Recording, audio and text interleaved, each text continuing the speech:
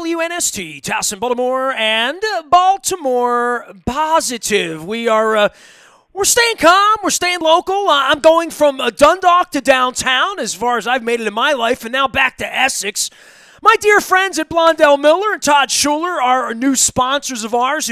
You're our pandemic sponsors around here for personal injury, and I've known Mark Miller most of my life, since I think 1979, if I go all the way back, and Todd Schuler, former delegate here and attorney, and sort of, I don't know, some sort of a little bit of comedy, a little bit of self-help, a little bit of help for the community. We're a little bit of everything right now. We're our own keeper at this point when we haven't left the house in 4 weeks, right, Todd? It's good to see you virtually, by the way. How you doing, man? Good to talk to you. I'm hanging in there. We're having a good time. I was thinking the other day that as long as I don't get sick or go bankrupt, this could be the time of my life.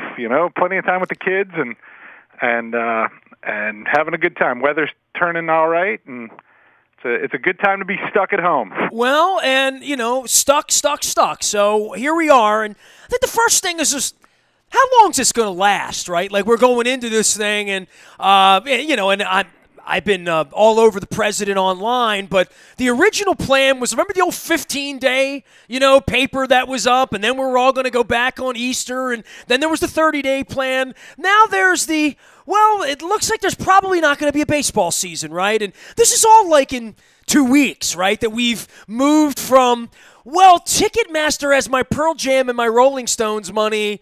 I guess I'm not getting that back, but I don't think Mick's coming out and shaking it this July, And those flights I had in July to see Mick, that's now gone. And, oh, by the way, this would have been the week we did NFL scheduling, and I would plan the rest of my, I think the biggest thing is, when do we get to plan the rest of our lives? And I think for the first time for all of us, it's not the first time for me because of my wife's cancer, where sort of everything went into this lockdown mode of just like wartime, literally. This is the first time in all of our lives collectively where I can't say to you, Todd, let's just meet down at Pizza John's and get some pizza and hang out and have a beer and, raid the ice cream stand there or whatever, or get an Icy Delight, or meet for some crabs or a crab cake over at Al's, right? Like, we don't have that, and I can't say to you, well, we can make that on June 13th and just, I'll see you there then, right? I mean, this is a really, really weird dynamic for all of our relationships right now, right? Well, so I got us peeking over the crest right now of whatever this first wave is. So, we're probably in a spot where, if I'm guessing right, reading the tea leaves the best I can, where May looks a lot like March, where we're seeing the hospitals and the deaths, the surge on the hospitals and the deaths sort of peaking right now. So we've done a good job. I mean, if you see the models, they're coming down, and we're staying home, and we're cresting this thing out. Now, that, what does that mean, June 1st? I don't think the kids are going back to school, but By the way, I'm not ready to stand up and applaud right now. I mean, because I wouldn't want to do that because May 12th, this will now be judged a month from now, right? And you'll say, well, where were we a month ago and where are we now? And it's nice to say we've plateaued and all of that stuff. I don't know. I don't know. I mean, do that analysis from a month ago, though. A month ago, I was pretty confident that I could very well lose my law firm. I was pretty confident that I was going to know a lot of sick people, in the immediacy. I think the projection, the mentally, where are we going from a month ago feels a lot better to me now than it does. And we're not spiking the football, and God knows we can't just flip the switch and turn everything back on because we'll end up in another spike. And I don't think if it is June 1st, if it is the 4th of July when things start looking like normal, I don't know if normal is getting on planes and flying across the country, and it's certainly not concerts, and it's probably not baseball. And it's not even Heritage Fair, right? You know what I mean? Like these things, Merriweather, the big groups of people are going to be. We're going to need a vaccine, I think. I mean, and we're going to need testing, right? To start with, we need to know. Look, my wife laid in bed for 5 weeks when we got back from Asia. we were in Japan and we were in Seoul December 5th, 6th, 7th, 8th. We came home. My wife went to New Hampshire. She came home. She was in bed for a month and a half, didn't make the Super Bowl. Literally didn't make the Ravens loss. You know, the morning after the Ravens lost, we spent 14 hours in the emergency room over Johns Hopkins. That's how sick she was, right? So I don't know whether we had it or didn't have it, and I don't know whether I'm going to have the little wristband that says I'm good, or even worse case, right? Like that if they would come and test us because we both think we might have had it, right? Like literally, sure. We both feel, because I was a little sick the third week. I caught a little something. I was, emergencying, and I don't, I'm pretty strong in that way. I don't get sick. I haven't had flus. I'm 52. God bless me in that way. I eat right. I'm a healthy guy. I've seen my wife almost die twice.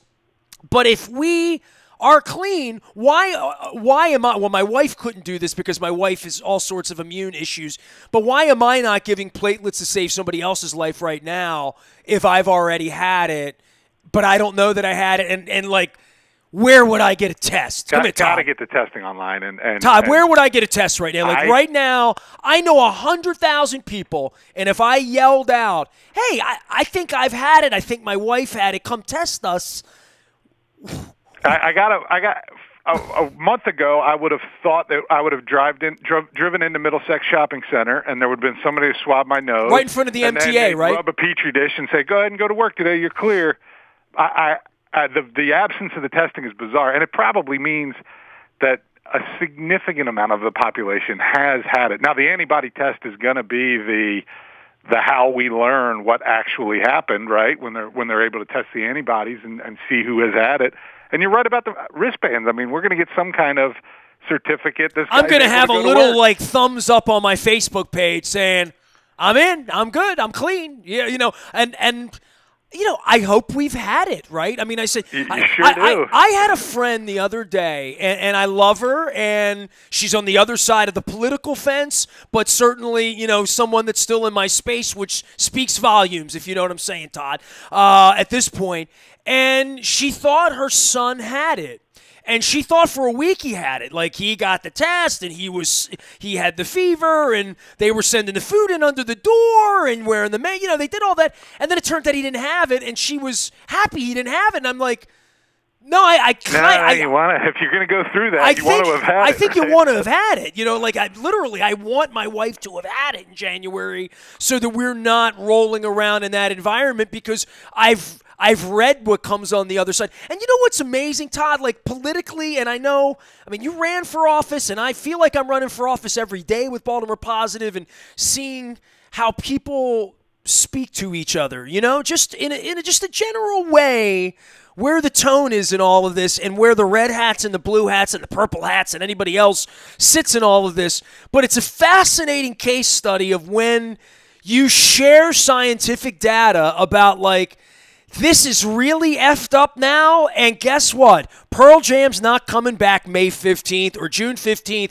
and Mick's not shaking his ass in August or September, and here's a really good reason why the NFL's probably not coming back, even though we're having a draft next week, and I'm going to wave pom-poms and all of that, but the whole time I'm going to say, if right now you gave me $1 on a stock market and said, is the National Football League going to play 17 games this year and playoffs, and I'm going to the Super Bowl in Tampa, and Lamar's going to be there, and it's going to be normal, if you're going to give me $1 to bet on that or against it, I watched the guy at 5 o'clock who's leading the country, and you're wondering why we haven't been tested. That's really the sin in all of this. And if there's a way to sit on that and get reelected by November or shut the post office down and we can't vote, God forbid, we're in a pandemic. We can't have an election. I don't know what's going to happen in that case, but I don't really buy into the fact that this is getting better than worse, and I'm not ready to bet my life on it rolling around the Inner Harbor without a mask right now. We're doing it, but we're doing it in spite of, Trump, frankly. I mean, well, Larry Hogan, talk about the other side of the fence, factor. Right? Like Larry's done a nice job, and that's he's done a fantastic job. He's evidence based, he's science based, and that's what you have to be. I mean, the people that killed Socrates and Da Vinci, they'd be right at home in 21st century USA. We're not giving the credence to the smart people that we think that we should, and it's almost like there's the truth, and then there's Donald Trump's version, and people buy the other version as though that it has some legitimacy because there's two sides to everything. There's not. Well, you sit in a jury all the time, right? Like I've been on one jury in my life, right? And it was an auto accident, right? Hopefully, gave him a lot of money. You know what? Actually, the jury in this one, and it was such a weird thing. And when I've talked about it, it makes me the hair on my back of my neck stand up a little bit because we spent 2 days doing the thing in the dead of winter. It was actually a week that the Ravens were playing the Steelers in a playoff game. So go back and do the math. Whenever that was, 7, 8, 9 years ago, whenever it was. And I sat in for the couple of days, and it was a woman who was clearly faking an accident, faking that the woman that rammed her, that had disrupted her life and messed her neck up, and she had all these and it was years later, and this woman had done all of these different things. We all went back into the jurors' room. We all looked at each other and said, that woman's faking it. There was no doubt about it. We all went out. We gave her $1.50 or whatever. Sure. The bare minimum is how dare you do this to this woman who ran up to you at 5 miles an hour at a red light in Annapolis, and 3 years later come back looking for $800,000. It was literally one of those type of things. But it reminded me of the Brady Bunch episode, where they did the court of law, and that was my first 1975 watching the Brady Bunch as to how like courtrooms work. But isn't it sort of your job to make a jury think something and be sure of something one way or another? And Trump gets up at 5 o'clock every day, and he's got his 41% or whatever it is that are sure, and the rest of us are the ones that walk back and say, "You're kidding me, right?" Well, yeah, so I come from that. You're right to point out that I come from that world. I have, clients that are, extremely hurt, and an insurance company on the other side that is downplaying it to the extent, that they're able to plausibly do so. And I have, folks that have made a good enough recovery, and I'm up in there in the jury, and I'm trying my best to demonstrate to the jury how this has negatively impacted the world. I mean, certainly I come from the world of shading things to the benefit of your client to the best of your ability, but outright lies and misinformation is bizarre. And it doesn't work where you are. I'm fascinated that this could work to the level that it works at, especially when I wake up every day and see people I've known all my life. And I think to myself, you're buying this? Really? You're awesome. Buying screaming at journalists about things you said on Monday that are held back up on Thursday? Literally, not something Joe Biden voted for in 1978, something that happened this week or last month or 2 months ago, and it's going to go away like a miracle. And as we sit here and we're getting up on 20-30% unemployment now, and people like me are fighting with Wells Fargo for PPP and on the phone with their bank for 8 hours last week to get nowhere, right? To figure out whether I'm getting $1,200 or I'm not, or whether my wife is, or how we're going to pay our bills and what the new 401k rules are. Man, life is really complicated right now, right? Like, it is a full-time job for anyone who has been displaced in any way just to keep their psychology together, their children, their mother, their parents, the distance. You couldn't have Easter, Passover, whatever you're celebrating. I mean, we're a month into this. This is getting real heavy, dude, right? Yeah, but there's so much beautiful things happening and so many people finding interesting ways to make it survivable and to make it fun. My kid's school still does the morning broadcast every morning where they do the Pledge of Allegiance and their opening prayer, and I like it. That it's fun and it's moving. We had a guy. This guy's been Jack Ryan he used to do the music for my political fundraisers 20 years ago, but he's broadcasting out of his garage. He's a big Beatles guy, and he's doing his Friday happy hours out of his garage. And I like it. We actually got him to wear a Blondell, Miller, and Schuler T-shirt for the last one. Where's mine? You got to drop that off in a bag and spray it down with some Lysol. I'll give it 3 days, and that's leave it. it out on the back porch for a week. Please, it'll be all right. come on, bring it down. I'll wear it. I'm wearing my Chicken Palooza shirt right now for Royal Farms. Yeah, because I see that a lot on Facebook. I really got to get you Blondell, Miller, and Schuler. They're good shirts. You know, Mark doesn't chinch on those T-shirts. That's good, high-quality material there. Well, you know? I mean, he knows how sensitive my Dundalk skin is. Todd Schuler here. They're injury lawyers. He's a pal. You can find them at 410-687-7878. You have a fun website name, right? Tell everybody your fun website name. Yeah, we found damngoodlawyer.com. Mark had taken over the practice from Bill Blondell about 6-7 years ago. And when he did, he got a bunch of different websites thinking, maybe one of these will come in handy the other day. So we're scanning through, MD, workers' comp, lawyer, Essex, injury lawyer, all these kind of names that he had held on to. And we found damngoodlawyer.com, and we thought, man, people are going to remember that. We got to get my man Nestor to shout out damngoodlawyer.com. You just did that to make me say that. And it's, for Miller, of all things, to be involved in this. Mark and I have been friends since 1979. He has been when did he begin at Blondell? I mean, was it in the 80s or 90s? When was it exactly? Mark would have gotten out of law school, I guess, about 25 years ago. So 95? I'm out in 02. He would have been out. He's 10 years older than me. He'd have been 92. Best guess? I graduated 92 at UB, and I was on the bonus plan because we both graduated 85 high school. So I went to UB and worked at the Sun and went to community college. Yeah, so I would say, that sounds about right, 92, 93. So he has been doing this for literally 3 decades. I've only known him to be in one office, but I've known Mark since middle school at Holliburg. We went to Dundalk High together.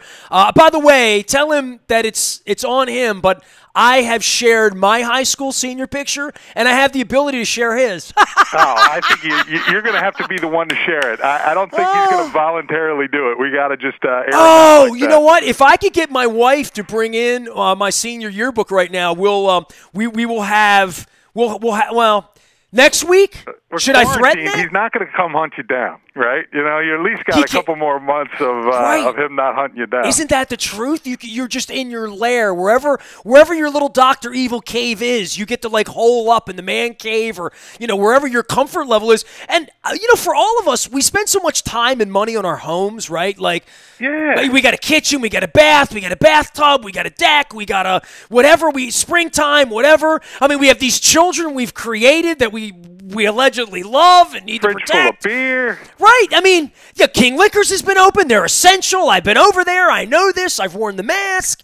So I'm trying to find silver linings in all of this, but I really have taken just a real methodical approach to the realities of the sports part, right, of keeping calm, staying local, right, and the Baltimore Positive part, and the election part, and the part where – and this is really where I want to reel you in, man, and this is where you put your government hat on. Government, it kind of holds it together, right? When these pandemic kind of things happen, it's government that funds the things that that take polio away. It's government that funds the airplanes that allow me to go to Korea and this and that. It's government that funds the highways and all the medicine and all of these things that are so essential. And I thought I was a libertarian, right? I mean, I think of myself as proudly independent, as you well know, Todd. But there is a point where when you look up what some of these parties represent and these Tea Party, we're just going to ditch government. And they've elected this guy who believes in all of that, and is enacting it to a point where you disassemble the pandemic response team. And 2 years later, have a global pandemic that you're trying to back away from every night as people die.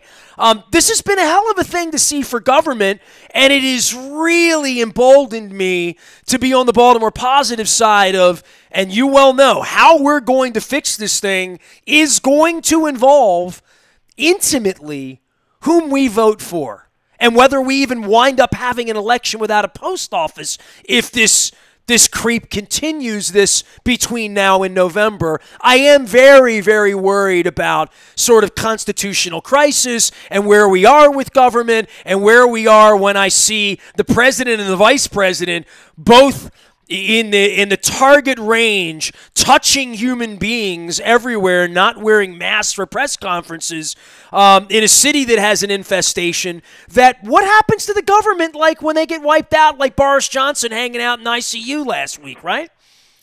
So, yeah, I mean, I think you just got to look at him as a sideshow and find the beauty. We are getting through this. We have taken the projections from a couple 100,000 to 60,000. We've taken the projections of complete isolation through the summer and through good local government, by the way, right? That local government, people that are working in hospitals, everyday people like you and me who are taking that one extra step of not going somewhere that we could, grocery shopping every 2 weeks instead of every other day, people, the small businesses that are struggling to keep the flag up and keep going. I mean, there's the beauty, and it's working, and we're all working together. And it's in spite of him. I mean, ignore him. Don't watch the damn press conferences. It's a freak show, I let all that go and just try and find the beauty, We have what are you enjoying about this? Give me something that it's allowed you, and for your office, for your people. I'm assuming some people are working. I mean, what's the functionality of a law firm in the middle of this? And we're working, and people have come in. I'm sitting in the office today.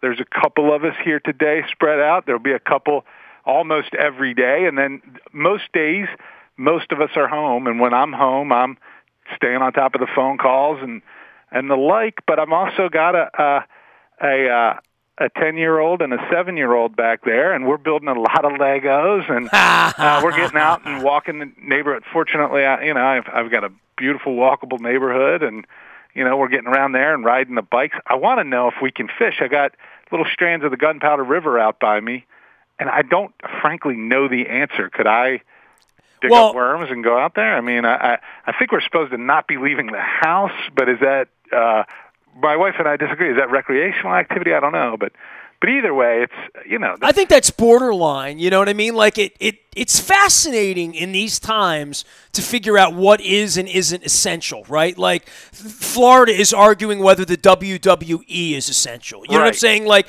everyone could say, "Well, I'm essential in one way." I'm assuming you're kind of essential because cars are moving and people are still having accidents. Like literally. Not only that, but I mean, forget the people who got in an accident today. Yes, we want their business, but their case isn't going to resolve for 6 months, 18 months, something like that. That's going to go down. But the people that are in workers' comp checks and the workers' comp check doesn't show up, the people that settled their case 3 weeks ago and need that money now because they've been furloughed or laid off. I mean, those are the calls we're getting now. Those are the people you got to help. People that we're here for now that make me feel essential. As opposed to the obvious urge to keep your business going and to keep everybody here paid. And to do all of that. But it's those folks that people need the money right now, and the insurance companies, they're all perched up and working from home too, and they're doing a good job. Those lawyers are working hard, and just like my bank. We don't always agree, but to the extent that we can get stuff worked out now, we're doing our best to do it. Todd Schuler joining us here. They are damn good lawyer, and of course with Blondell Miller and BlondellMiller.com, my friend Mark Miller, Todd Schuler, and the legacy of the Blondell brand down in Essex on Eastern Avenue, where at some point I will get an essential pizza from Pizza John's and an essential dozen crabs from Al's on an essential run. This is how essential I've been, and with all love for my Royal Farms partners, I have not put gas in my car. I don't, and the Frank Schilling doesn't want to hear that.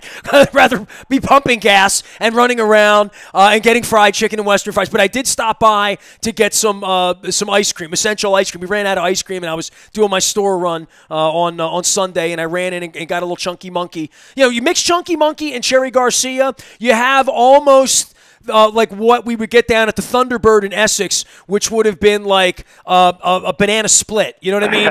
So I'm losing weight during this thing, Todd. I'm not. I am too, and I was surprised to see it because I've been lax with the diet. I mean, you can't be. You got to live a little. Well, I mean, we're marooned. I mean, these are special times, you know. I haven't had Pizza John's in a month, dude. Yeah, somehow By the way, you know what? I was with you guys like the week of the pandemic, right? Like you were one of my last meetings, and we were gonna go to Pizza John's, and we didn't. And I said to you, "Hey, next time we'll go to Pizza John's." And you know what's happened since then? I haven't been to Pizza John's. So these lost opportunities. I mean, this is a mess. I mean, it's like the Hall & Oates concert I didn't go to. It's like the Eagles concert I didn't. I had these opportunities. Like my wife and I were in New York a couple weeks, and we thought like we were in New York, so it wasn't we quarantined for a really good reason because we were in New York, and there was our favorite bakery. We woke up down in like the 30s. It was cold out, and I said, "Look, man, let's go on the subway up to 90th, and let's get that muffin. I want to get that muffin." She said, "Nah, we'll do that next time we're in New York." And now, like, I'm giving her a hard time about that. So whoever you didn't hug, whoever you didn't kiss, right? Whatever pizza you didn't eat. Your buddy's band that he's been bugging you to go see for 2 years, and you're like, "Oh, yeah, I'll get the next one." All of that stuff. We're doing it all. It's going to be wild. Well, Eddie Lauer still plays out online. Jason, my Fells Point buddies, they do the Saturday night thing, and people are tipping him and Venmoing him. And, I've seen Garth and Trisha Yearwood have done a couple my wife has watched, right? So Springsteen's done a thing from his cupboard. And so there's a little bit of that going on. But, to your point, the best thing we can do is stay safe, right? So we can go back to having all the fun, right? Well, it'll be there. It'll be there waiting for us, and it's going to be and we're going to appreciate it. Again, like when you pass up on the Ironbirds tickets because, like, who wants to go see minor league? Yeah, I just want to go home. Like I don't have time to go. But you're going to go. You're going to get out there and do the little things that you lazily ignore, or at least I do, because you're just trying to find a couple minutes to sit at home and relax. Well, you're finding fun and, finding bikes. You're going to find a fishing rod soon enough. I mean, maybe it's not the greatest thing right now, but next month I'm sure you can. That'll be one of the things you can actually do. I said to my wife, you know what I want to do? I just want to take a long drive and sit in a field somewhere. And, we've walked through the harbor every other day with the mask and getting some exercise, and there are not a lot of people out. I will say that, right? And some people are social distancing better than others at the supermarket and whatnot. But, I will go back to this. You serve the people as a delegate and ran, and this is a time where we appreciate good government. We appreciate doctors and nurses and teachers teaching online and principals trying to keep teachers teaching online. And we've had an education search. We did an arts week here all week, Todd, where all we did was talk to the people that are running the Hippodrome and the Lyric and all these great people that make the Everyman Theater work and Center Stage work. And this week we're doing the Aquarium and the Science Center and all of these things that are in museums, in some semblance of existence and waiting for people to come back. Because the one thing I tell you, man, that Barbra Streisand song, people who need people, right? Like, we all think we want to like sit up in the woods like the Unabomber somewhere and just be left alone. And then we do it for a month and it's like, man, I just like want to give you a hug and have a pizza with you and Mark. You know what I mean? Oh, yeah, man. Dragging boats in the Inner Harbor and a crowded breakfast at Miss Shirley's and whatever else, roll extra that into syrup, at the ballpark. Right? All that's coming, but I think it's something that we really took for granted. And I think maybe that's another like sort of source of beauty in all of this is the everyday contact that we have taken for granted and that we're not gonna anymore because we've seen the other side, and we're gonna connect. We're gonna get together. Who's the first person you're gonna hug? My dad. Other than Mark Miller. I'm sorry. I got my dad. Has been sick lately, and he had a rough go last year. My parents like to say that they've practiced for this last year. They've already done it, but I'm ready to give old Pop a hug, and nice. of course my mom as well. But absolutely, that's the case. Man, we're seeing those scenes over in Asia now, where people getting back together, and it's been very moving as well. Dude, I appreciate you, man, and we will get together again soon. And tell everybody what you do, damn good lawyer. Give me the whole word on that. So we're an injury law firm. I mean, we have been for 30 years, 40. I think in some form we've been a law firm for 40 years. I've been at it about 20, and Mark about 30, but we represent injured people, and that's construction accidents and motorcycle accidents and car accidents and injuries at work, and people injured through medical negligence. If you're hurt, that's what we do. And we certainly are an Essex neighborhood law firm, and we're often the source of, a phone call to ask, hey, I've got this weird situation with an ERISA plan, or I've got, 99% of the time, or I need to consider bankruptcy. Whatever it is, we're going to find a way to get you to a lawyer that can help you. And we are only a phone call away, and we never charge for any kind of consultation or anything like that. So, we're available that way. So we're an injury firm, but we double as a, little local bar, Essex, Eastern Avenue. Call us if you need us, and we'll get you to the right spot place. I've been calling Mark for years, and I haven't, luckily for me, I have not been in that kind of an injury situation, but whenever I've had a legal matter, I've turned to Mark, and he's always been helpful. Blondell Miller, Mark's been my friend since 1979. Todd has served the community and serves as, at some point, the Miller side of Blondell Miller has to become a spokesperson here. I mean, I don't know how we're going to get Mark on here, but at some point, we just got to wear him down. We got to wear him down. We'll get him. Let him know I'm going to be completely serious. I'm not going to have any. We'll have no fun together. I think he knows better than that. Well, tell him, look, this is where I'm really going to get threatening, okay? I'm just tell him if he doesn't come on by, on his own volition, I'm going to break out the 85 yearbook, and I will hold the picture up on the next time we get together in video, because I had it in my hand the other day. I mean, that's the blackmail. That'll get him. We're 2 pages, well, maybe 3 pages. I was an A, he was an M. You know what I mean? Right. So we're in there, man. So all the Dundalk 85ers, everybody's sharing their pictures. So I got a couple of friends whose kids aren't having a senior year, aren't having a senior prom, all that stuff, trying to figure out how they're going to graduate them and do all of that stuff. So we all have some issues, but we're all still alive and well and in it together. Appreciate you, Todd, man. Thanks for coming on today, bro. I appreciate it, Nestor. Thank you. You got it, Todd Schuler. You can find them, damn good lawyer, and the injury lawyers, 410-687-7878. They're in Essex. I feel like we're still, I said this in the beginning, I feel like we're a long way away from all being able to go sit down at Pizza John's and have a pizza. You can carry out, you can take it. Chad's got huge crabs at Al's if you're in Essex. Icy Delights is also serving. I talked to Bill last week. So all my East Side friends, please support them. But I feel like we're a little ways away from that. And I'm every time I get Todd on and Mark, I'm going to say, remember that time we got together back in early March and I was like, let's get some pizza. And you're like, nah, let's meet in the office. I'm like, let's get some Pizza John's. Let's meet in the office. I have the cup.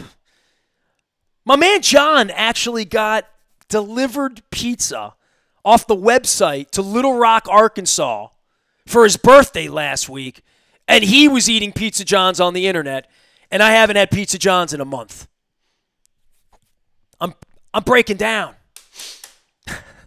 Nasty at WNST.net finds me. I'm out in the Baltimore Positive Repository, but WNST.net has become Baltimore Positive, where we're keeping calm, staying local. Nothing more local than my friends at Blondell Miller in Essex. We are WNST.net, AM 1570 in Baltimore and Towson and all around, and staying positive.